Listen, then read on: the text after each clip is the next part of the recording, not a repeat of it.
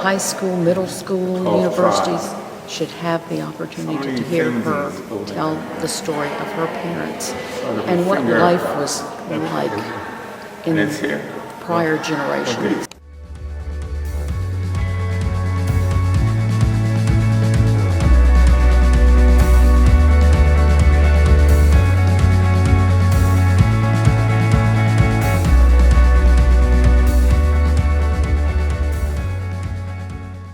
On February 14th, my fourth period class was shot into by a crazy gunman, and he injured several students and killed 2.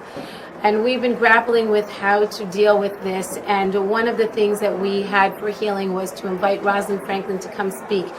My name is Isabella Wydick. I just heard Roslyn speak, and it was really inspiring, motivating. It was an amazing story about her parents. My parents are incredible role models for all of us.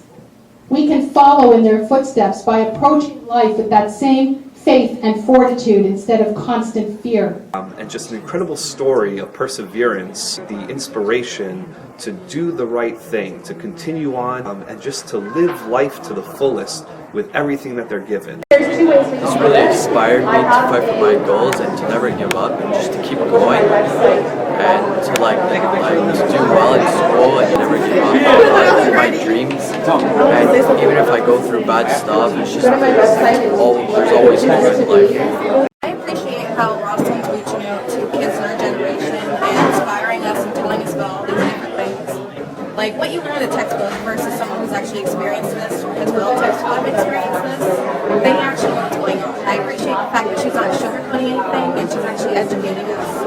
And she's making a great impact on us. It's an amazing presentation for teachers to have her come and do this presentation for them as well. Thank you very much, Roslyn.